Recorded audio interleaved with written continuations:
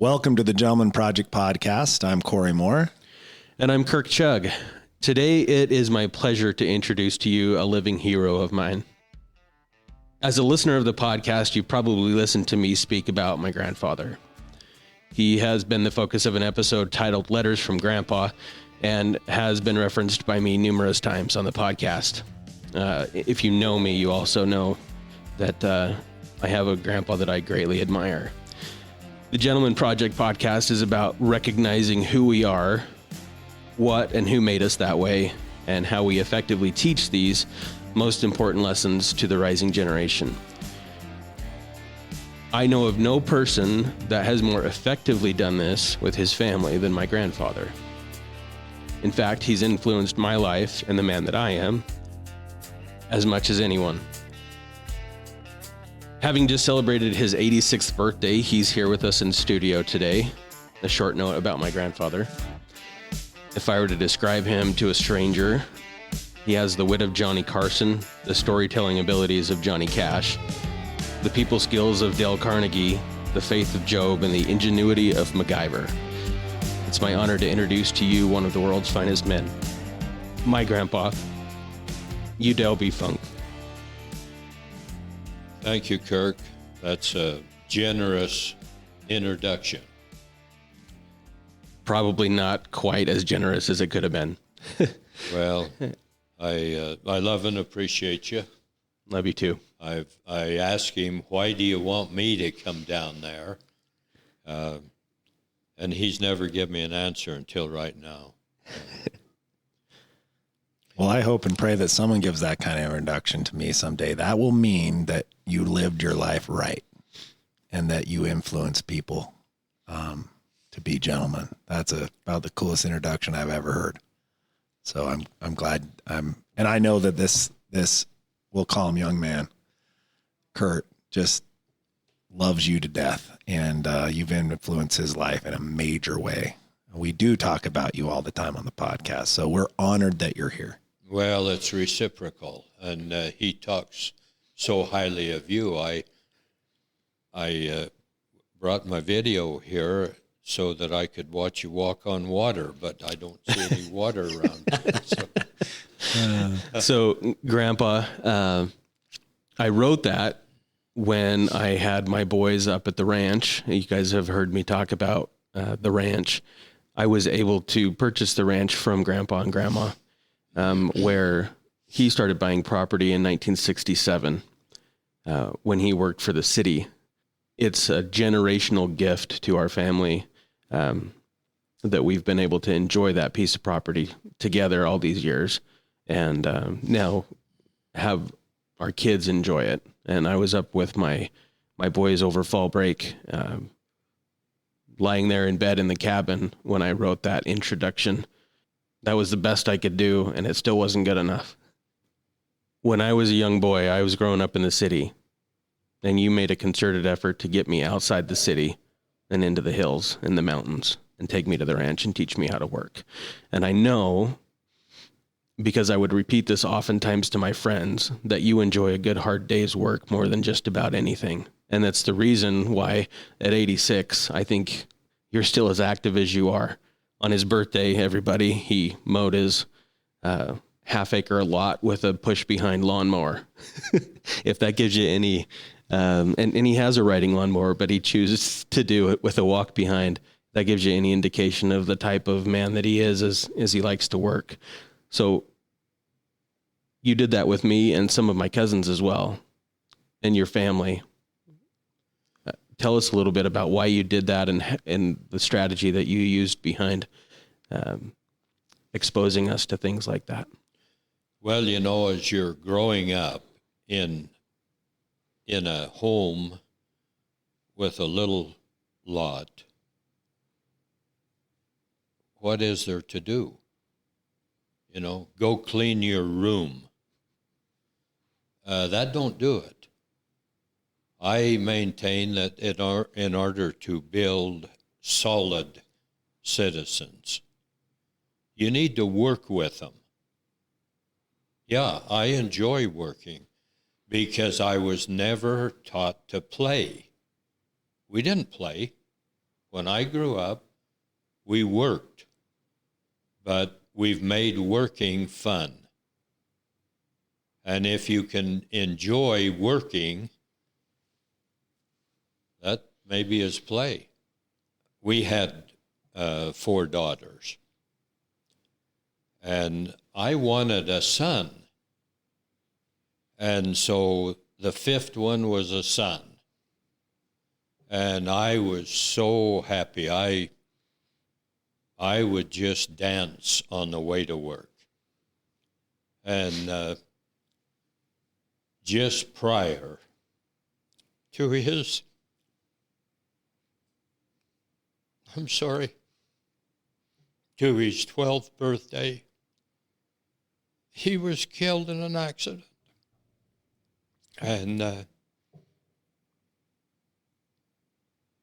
that's helped my testimony. I thought how our Father in heaven felt watching his son on the cross. And when I held our son in my arms,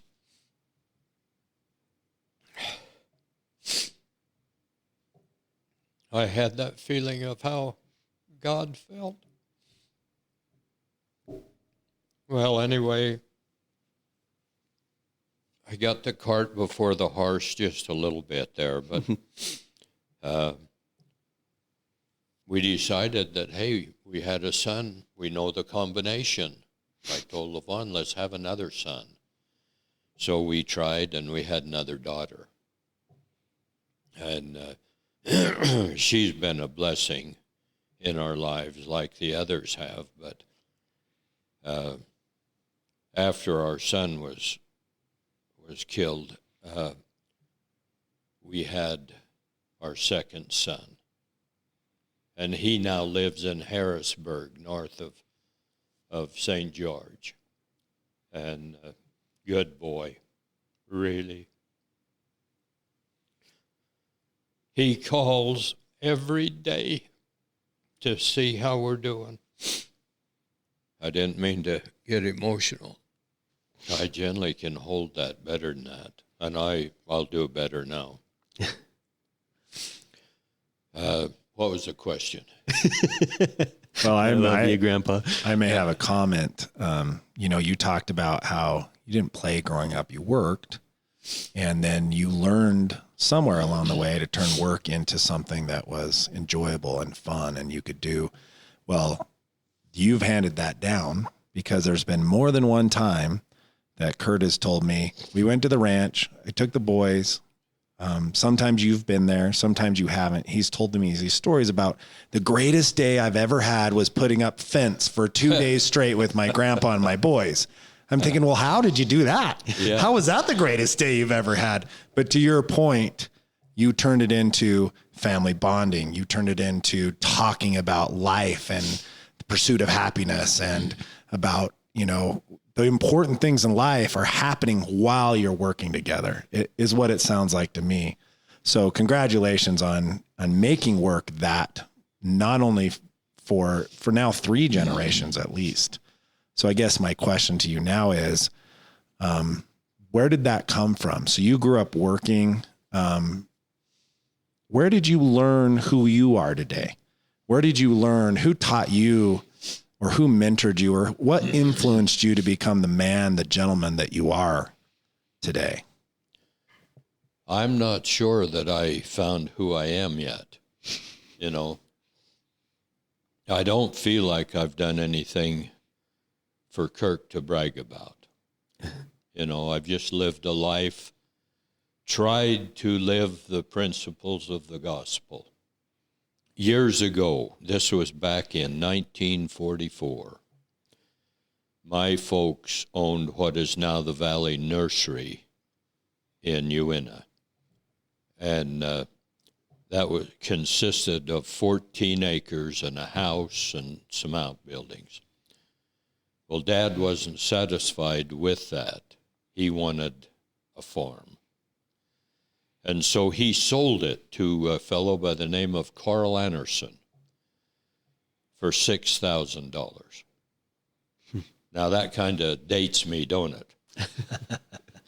I Okay. mean, that won't even pay your closing costs on buying a house nowadays. But anyway, he sold that for $6,000, and then I went with Dad and Mother, and he went looking for his farm.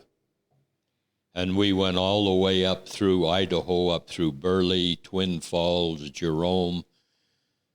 He couldn't find anything. So we came back and we stopped in Snowville, Utah to gas up. And Norm Talbot run the service station there.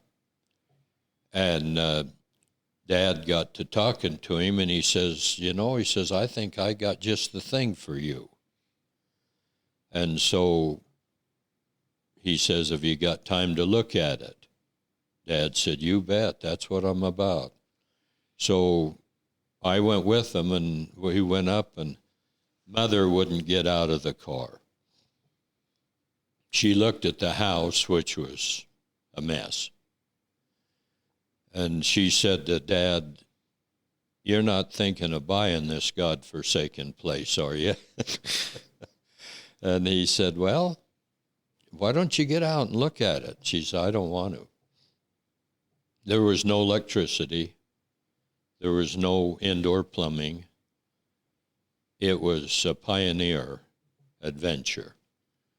Well, I walked around with Norm and Dad, and we looked at the 160 acres. And for a kid of 9 years old, I liked it. And Dad liked it. And the long and short of it is he bought it for $5,000. And he had $1,000 left for seed and whatever else he needed. Well, when we moved out there in the spring of 1945, yeah, it was tough for Mother. I felt bad for her because she'd come from all the modern facilities. And so she was trying to break in to be a real pioneer. And eventually we got we didn't get a telephone. There was 3 telephones in the valley. And the telephone line would run along the top of the fence. And then when you come to a crossroad, they would cut Quakenast trees, run up the Quakenast tree and across and down and go on. And there was 3 phones in the valley. 2 of them were in Snowville. And so if you wanted to call, we were talking earlier, if you wanted to call, it was a 5-mile trip to go to a phone to call. Well, the neighbor who was bishop of the ward out there, his name was Ray Rowe. And he said to me one day, he says, what are you doing? I said, oh, not much. And he said, how'd you like to go to work?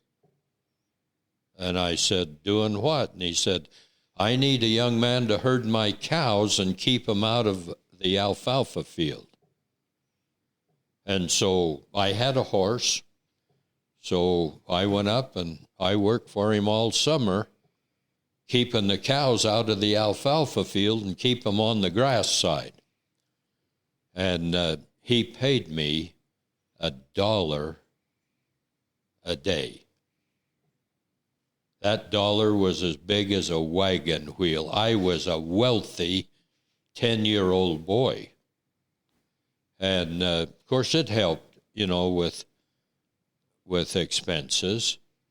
Dad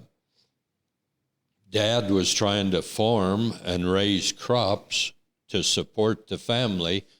Couldn't do it, so he got milk cows. And we would milk between 11 and 13 head of milk cows every night and every morning this way. And I think it develops character. I think it develops a work ethic. I think it helps a person to realize that things are not free. what you get, you work for. And so maybe that's some of the things that have helped me to understand life as I do. Our recreation was to go up to the weir. I don't know if you know what a weir is. It's a big box where the water comes into it and they send it out to different. There's one down in southern Arizona that they send out in different canals all over. We'd go up there and go swimming. That was our recreation. And I loved it. Working a hard day's work and you're dusty and dirty and you go up there and hop in there. I didn't even want to get out. It was good recreation. But other than playing a few ball games, that's about all the recreation we did. So we learned how to enjoy work. Now, my job, to me, was a dream job. Every morning before I'd work for anybody else, I'd have to take our cattle up to the West Hills, which was about 2 or 3 miles. And I developed a friendship with a fellow by the name of Russell Rowe that was, I think he was 14 years older than I was, but we became best buddies. And sometimes he'd go with me, and sometimes they'd just bring their cattle out, and I'd take them all up. And you were 10 at the time. Well, 10 and 11 and 12 and 13, we'd done that for a long time. And you learn, I guess you learn to like what you have to do. Now, if you had to do things and you had a bitter hatred for getting up and going to do them, that'd be a different story. But I'd get up, saddle the horse, and away we'd go with the cattle. We had milk cows, we had steers, we even had a bull, and we'd take them all up. And then, late in the afternoon, we'd have to go up and find them. Now, this was a big area, and there was lots of cedar trees like you've got up on the ranch. And Russell showed me how to be efficient in finding the cattle. If you just rode through the cedar trees, you'd probably never find them. So he showed me the different points you'd ride up on, and you could see north and south and go to this one and see east and west. And generally speaking, we always found the cattle. Time or two, we brought them back the next morning, and guess what? Every step them milk cows would take, they were squirting milk, you know? So I guess some of those things is what I've grown up with, and I like it. I don't like to play. I like to work. I used to tell my friends in grade school, I have a grandpa I'd rather go work at the ranch than if you gave him a weekend pass to Disneyland. Oh, yeah. Yeah. And it was true, you know, because you have these moments. I have a picture of this one. I've got a picture of my boys. They're probably about 7 or 8. And they're standing on the east fence line of the meadow up at the ranch. Oh, yeah. And I remember fencing that east meadow with you, and you teaching me about how to stretch a line when all you've got is a hammer and you don't have a fence stretcher. Yeah. And that your father had learned that from his father, yeah, and you had taught it to your kids and you taught it to me. And I have this picture of my boys just intently listening to you on that east meadow fence line, teaching them a skill that now in our family is a 5-generation skill. And to me, that's what it's all about. You can translate that stretching a fence with a hammer into absolutely any principle. And the Gentleman Project is about teaching people how to teach life's most important things, life's most important skills, habits to the next generation so that those things aren't lost, because all it takes is one generation missing in there, and that family habit, that family skill, that family knowledge can be lost. That's true. And so to me, you've been a master at that. My kids, especially my boys, will hang on every word. They love to ride in the truck with Grandpa because Grandpa's stories, whether they've heard them or not, are so entertaining that they just learn. And the way you talk, this is another question that I have for you. The way you talk testifies to what you believe in. And you've always done a fantastic job of that with me. I never feel like I'm being preached to. I never feel like I'm less than if I don't think the same way, if I don't believe the same thing. I always feel like the way you teach is a very kind and gentle, but very pointed. I never question where Grandpa stands. And you do a great job of teaching that way. I want to develop that in my own self to be like that for my kids, my grandkids, and my great-grandkids. Very few people, I think, are blessed like I am to have my children, who are now teenagers, have the relationship that they do with their great-grandfather like they have with you. It's rare, and I'm so grateful for it. Well, I don't know if Kirk has told you about this last episode we had up to the ranch, trying to get them steers, but that is a time and an experience and a testimony builder that none of us will ever forget. He did tell me about it. It was pretty cool. We were ready to go home, and I went up to see how my wife was doing, if she was ready. Couldn't get the cattle in. They were just too smart for us. LaVon had prayer in the trailer.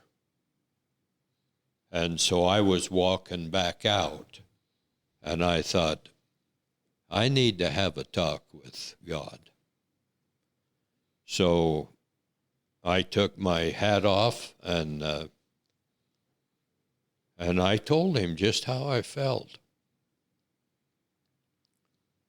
I said, I haven't always lived the life that you'd want me to. And I've done some things wrong. But by golly, I need you. And you said you'd help if I needed you. And right now, we need you bad. Please calm them cattle and help them to come into water. It wasn't 10 minutes. His son John come running up, and he said, Grandpa, the cattle are into water. And I said, John, I'm not in the mood to joke right now. He said, Grandpa, I'm not joking. They're in there. And I said, did you shut the gates? And he said, you bet I did.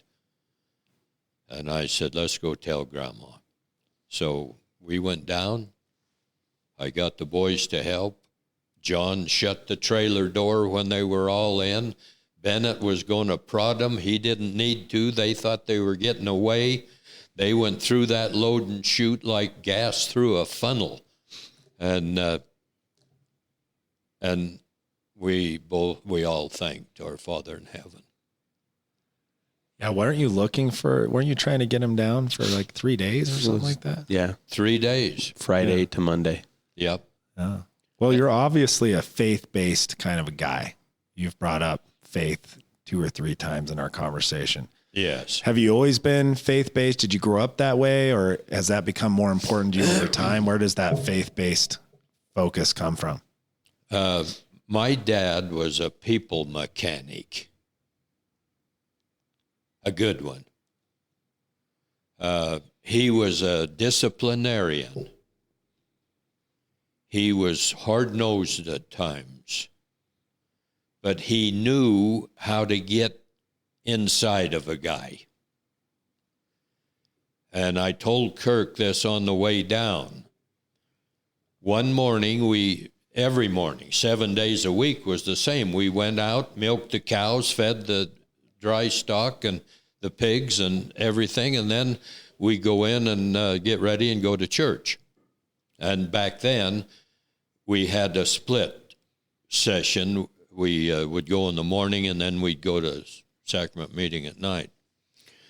So anyway, Dad, he looks at me and he says, "You're going to be late if you don't get ready."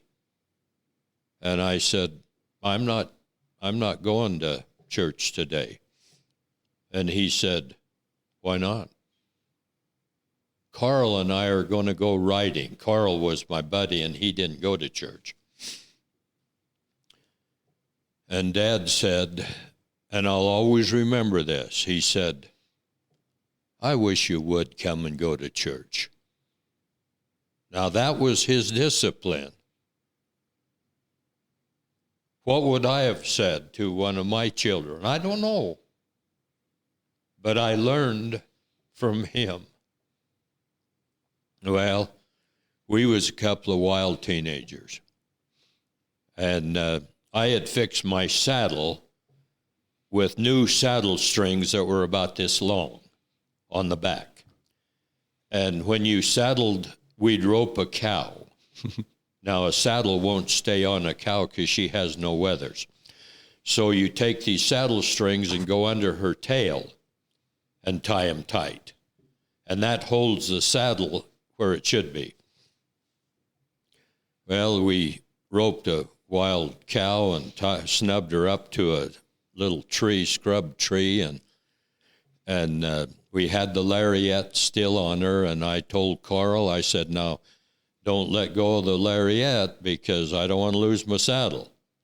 So he said, "Okay." So I got on her, and he cut her loose, and boy, she's just really a bucking.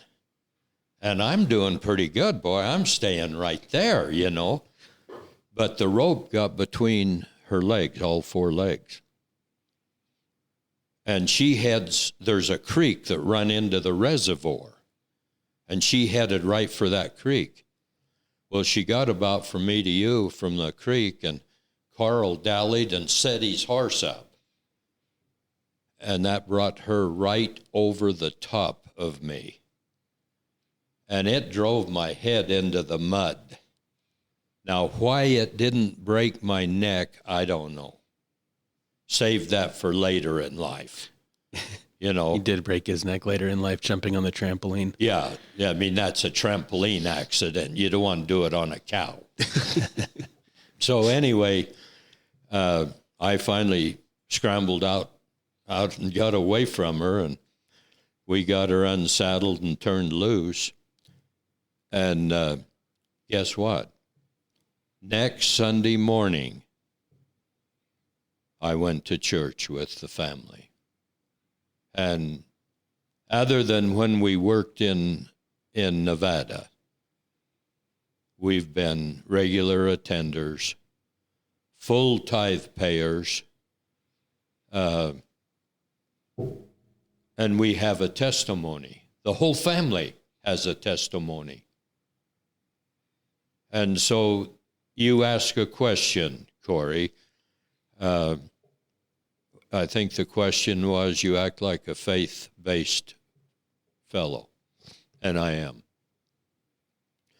I firmly believe that our Father in heaven orchestrates certain things for our benefit.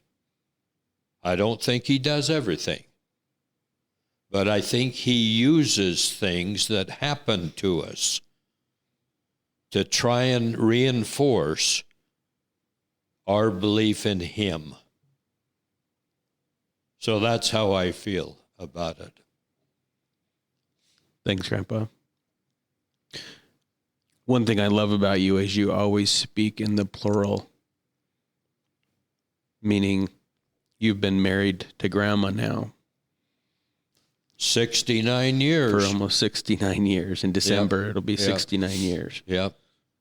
You speak in the plural because you and her are about the world's greatest team that I've ever seen. She's a good one. And you speak of her so highly.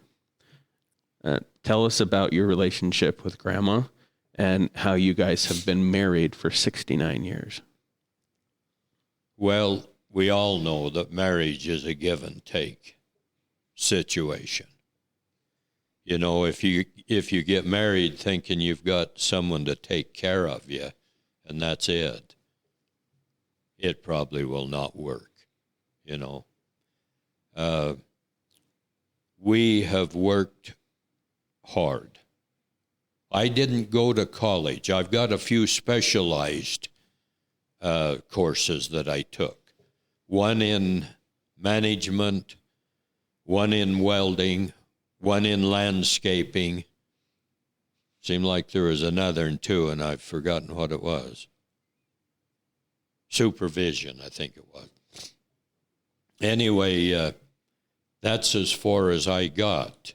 I graduated from high school and seminary and took these courses later on when I was working in Ogden City. But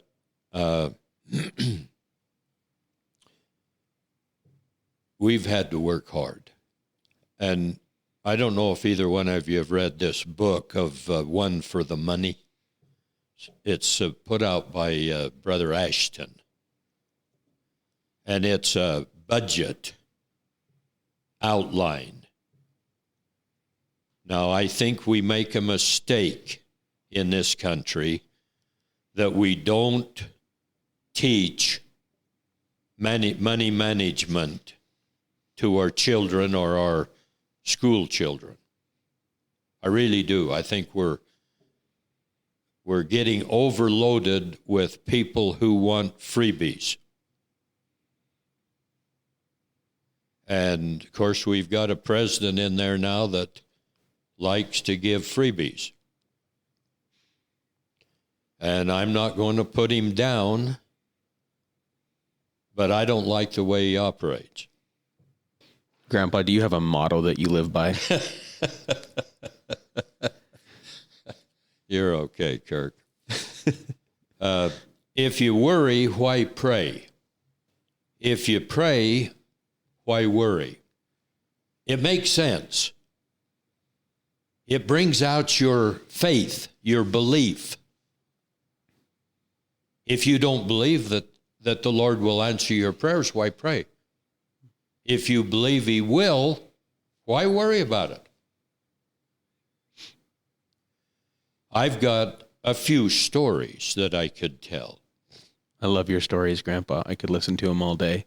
Well, I probably would tell them to you most of the day too, but I think you've heard this: when the family that prays together stays together. One thing I remember about growing up is we knelt around the table. I had, I had 6 brothers and 1 sister. The little sister died at 21 days of age. The valve that's supposed to close here when she's taken off of the umbilical cord didn't close. And so she died. But we would kneel around the table, and then Dad or Mother would say, Dale, it's your turn to pray. And so it started us thinking, what do we pray about? What do we want to bless?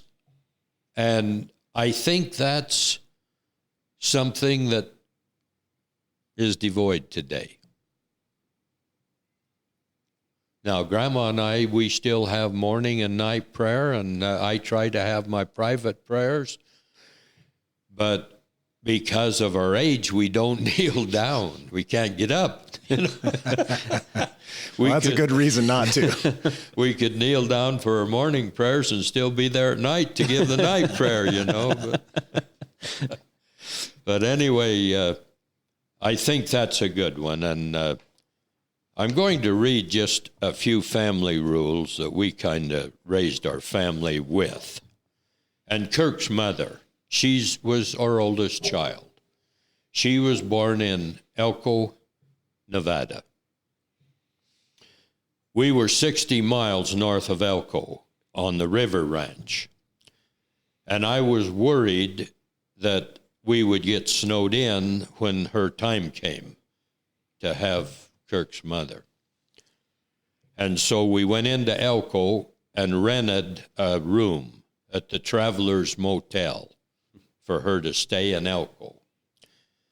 And I didn't know that Carla had been born until after I'd fed my cattle. Now, I think they had an ulterior motive to that.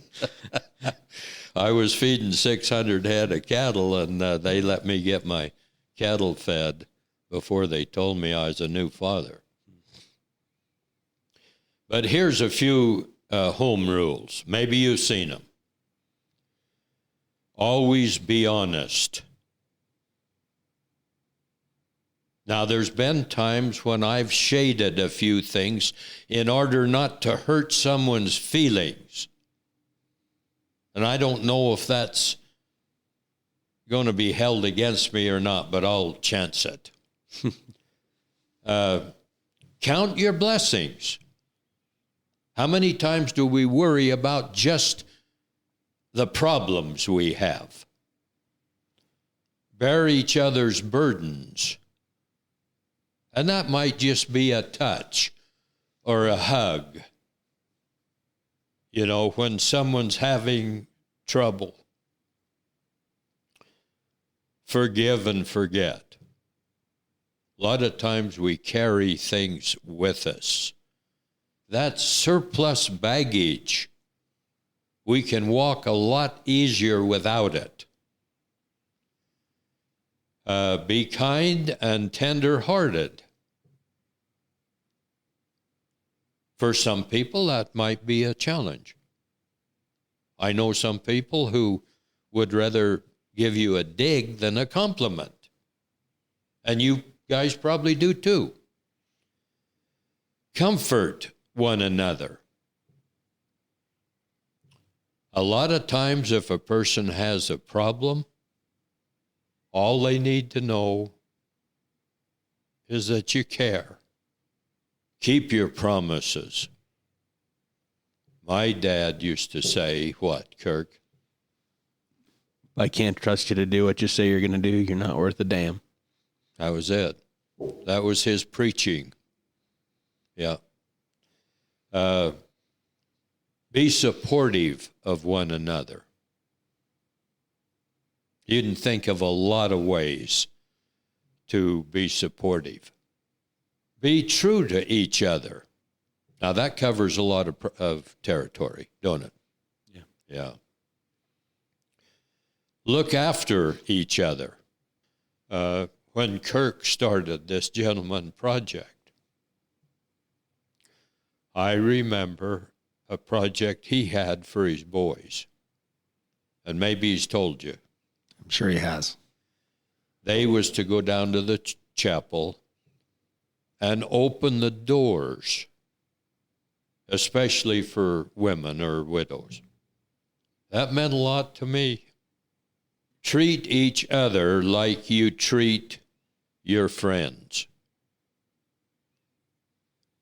A lot of times we get abusive with our family members. Shouldn't do it. That one eye is starting to act up on me. I only have one eye. My left eye was what they called a lazy eye, and it never developed. So it says, but he can spot a buck on a hillside 300 yards away at dusk. Way faster than you Way can. faster likely. than I can. Yeah. Now, This might sound funny to you, but do you know that when you have an impairment, the sight from this eye went into this eye? We could go, I couldn't do it at 100 yards, but at 50 yards we'd set up a target, and I could tell where you hit it without binoculars. That's killer. And this sight went into this eye. Now it's starting to diminish a little bit, but I'm still happy with it. But most important, love one another. The Savior gave us that commandment to love one another. J. Golden Kimball, he said, it's a hell of a lot easier to love some than it is others. And I think that's true. But we have to develop an oversight so that when we look at someone who we don't especially like what they're doing or what they've done, we look over that and we can still love them. Yeah. Those are fantastic. Thanks for sharing those with us. You're welcome. I liked the minor commentary too. The emphasis on explaining each one of them. Really good stuff. You probably want to ask some questions. I've got a couple of stories I could tell, but do any of us ever lack faith? All the time.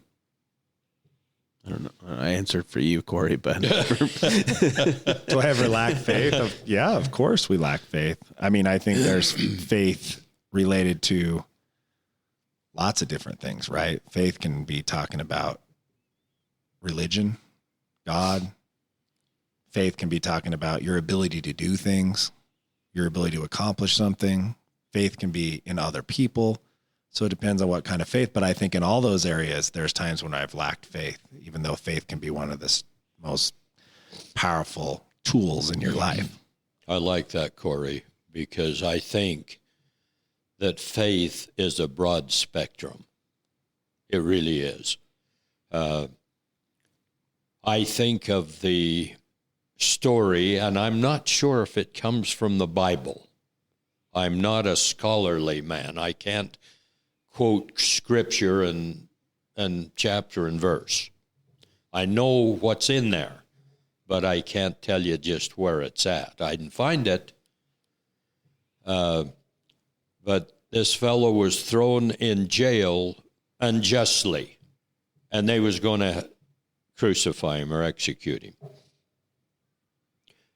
And he wanted to get back to tell his parents he loved them. And so a friend of his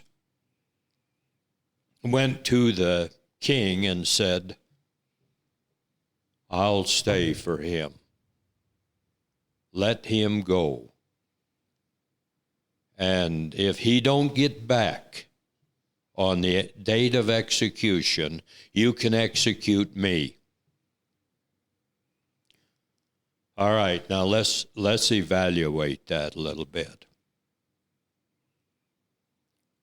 Who do you know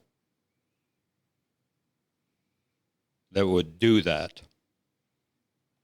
Who do you know who would have the faith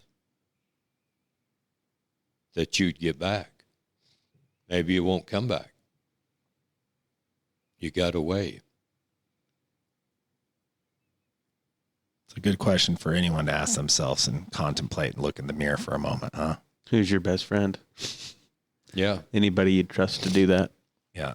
I mean, immediate 4 or 5 came to mind, but I'm hoping they would feel that way, you know? Well, this fellow that went home had trouble. And on the way back, he was getting late. And he had all kinds of problems with his transportation getting back. And the king says, we will execute you. That was the agreement. And the friend said, if at all possible, he'll be here. And just minutes before the execution, here he come. And the king said, I would give my whole kingdom for a friend like that. So anyway, that gives us each a challenge. Now I'm going to tell you a story about sometimes when I tell this story, I wonder if it's true because it's so miraculous. When I was young, I got bucked off a horse, and he trumped me real bad. And he trumped 3 ribs down out of their position. And we didn't have insurance. I was living at home. And so Dad says, we need to take you to the doctor. He knocked the horse off of me with a neck yoke. Oh, wow. Because he was just trumping me. And have you ever heard a horse scream? Yeah. Ooh, that's scary. And he tore the side of my head up with a hoof, and he bucked on my back, and he mashed these ribs down. And Dad said, we better get you to the doctor. And I said, no, I'm okay. I'm okay, you know. And so I didn't go to the doctor. Well, years later, I started losing about a pound of weight a day. Didn't know what was the trouble. So I went into Elko to Dr. Delcades. And he ran some tests and said, you have ulcers. And so he put me on a slice of toast and a little warm milk and some white pills. And I'm feeding 600 head of cattle on that. But I keep losing weight. And so the long and short of it, I got to the point where I had to find other employment. I would feed 5, you know what a hay rack looks like. I would feed 5 big hay rack loads of meadow hay a day and pitch it all on and pitch it all off. And I couldn't do it. It got to where I was in so much pain I couldn't do it. And so I told Stanley Ellison, the boss, I said, Stan, I hate to leave, but we're going to have to leave. Our daughter can't handle the alkali water, and I get to where I can't handle what I need to do to be a good ranch hand for you. Okay, I'll find somebody to replace you, and he never did. He didn't find anybody. So I talked to him again. I said, Stan, I've got to leave. Okay, I'll try and find somebody to replace you. Nobody. So I said, Stan, this is the last time I'm going to tell you. I don't like to leave you in the lurch, but I'm going to leave. And I think it was either the end of February or the first part of March. And that was in 1957, I think. So I had a little Chevrolet Club Coupe, and I put a hitch on the back and bought a little 2-wheel trailer. And everything we had, we loaded in the car and the trailer, and what we couldn't load, there were some bachelors up on the hill, Snyder boys, and I give them a easy chair and some other stuff we couldn't load. I understand that their father, who lived with them, they were bachelors, he used to sit on a wooden box, and he loved that easy chair so much, they said he died in it. Oh, wow. And so we felt good about doing that for him. But anyway, I even put King, our dog, who was my bosom buddy. Everybody else that fed cattle had to open the gate and drive into the stackyard. Get off, shut the gate.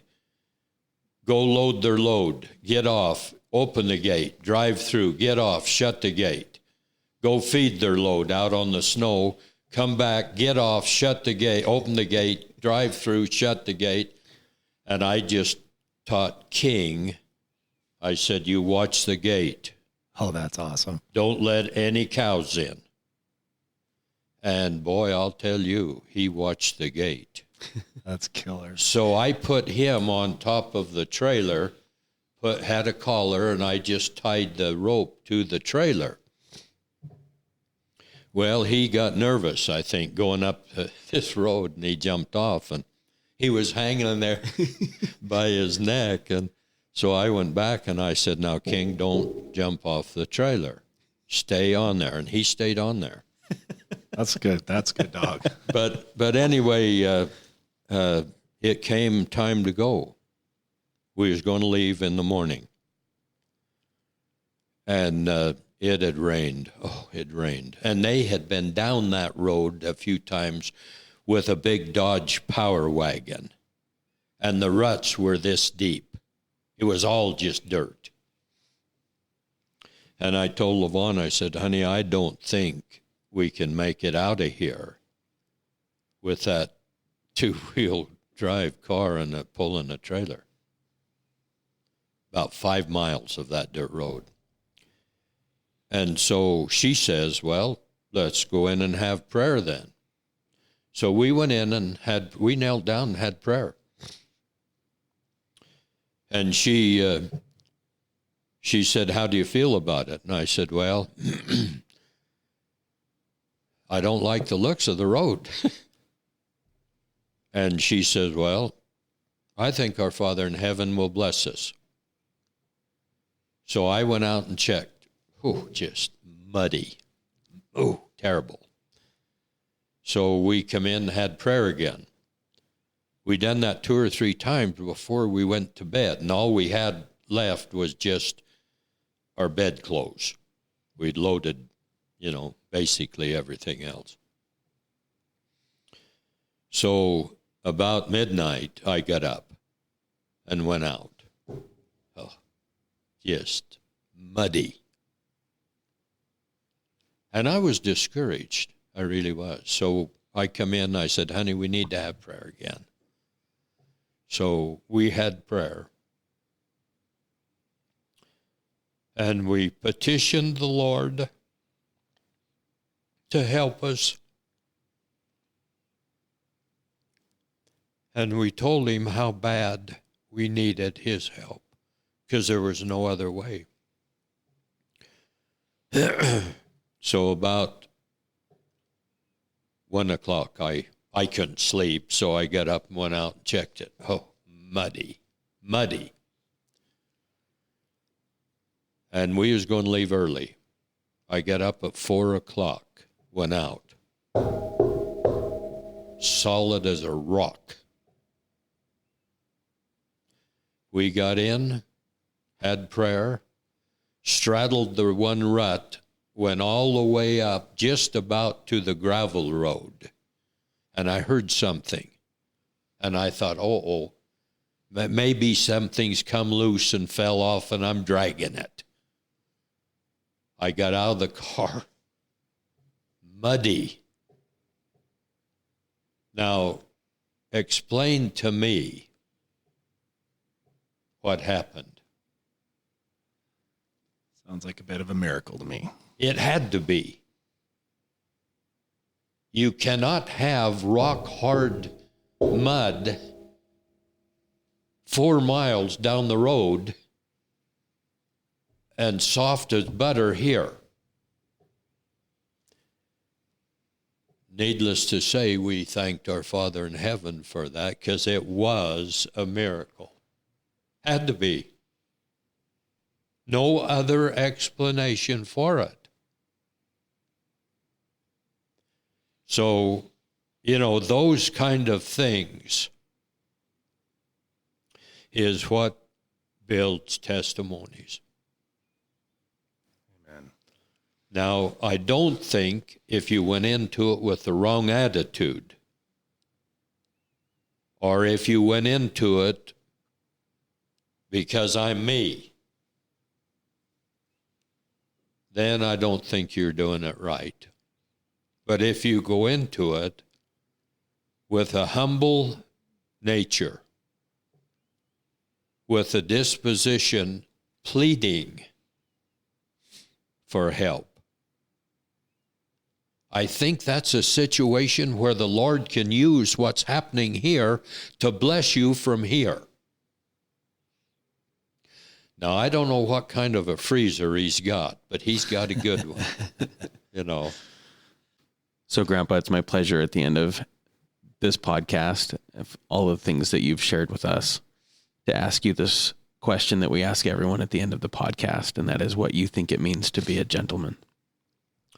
Well, should we go to Webster? Sure. I don't think we've had anybody quote Webster before. Now, he does a pretty good job here. A gentleman is a courteous, gracious man with a strong sense of honor, a well-mannered man. I think that's a pretty good description of it. I think I wrote something down here before I looked at that. Compliment someone each day. Look for ways to lift others up. Be polite and kind to all you meet. That covers a lot of the bases, I think, of all of the answers we've had on the Gentleman Project podcast. If you followed those simple rules from Grandpa, I think that you've got your bases covered of how to be a gentleman. Grandpa, thank you for coming on the podcast. Thank you for the invitation. I love and appreciate you more than you know. Well, the feeling is mutual. I hope to be like you when I grow up. I've never grown up yet, so maybe we can do it together. I love you. I love you too, Kirk. And you keep doing what you're doing because you're setting some good examples. It can be very beneficial. I think it will be, and this is going to be a fantastic podcast, one that I will definitely have all my kids listen to. Well, thanks, Corey. It's been fantastic. And so it's such a pleasure to meet you. Very nice to meet you, sir. I'm going to put that in my journal. Oh, you're so kind. Thank you. Well, that means a lot. Thank you, sir. Yeah, we love you, Corey. Thank you. You're a good so example. Kind. You're so nice. Well, you've created a wonderful family. Everyone I've met, and I adore this guy. The first person that came to mind that I would say, go ahead and leave and I'll trust that you'll come back, was this guy. Yeah, there you go. So that says everything you need to know. It does. It really does. Thanks for joining us on the Gentleman Project podcast. If you heard something that you loved this week, if you liked my stories that I get to hear every time I hang out with my grandpa, and you wanted to share those with someone in your life, please share the episode with them. We appreciate you joining us on the Gentleman Project podcast. I'm Kirk Chug. And I'm Corey Moore. Thank you, sir. It was an absolute honor. My pleasure. Love you, Grandpa. Love you too.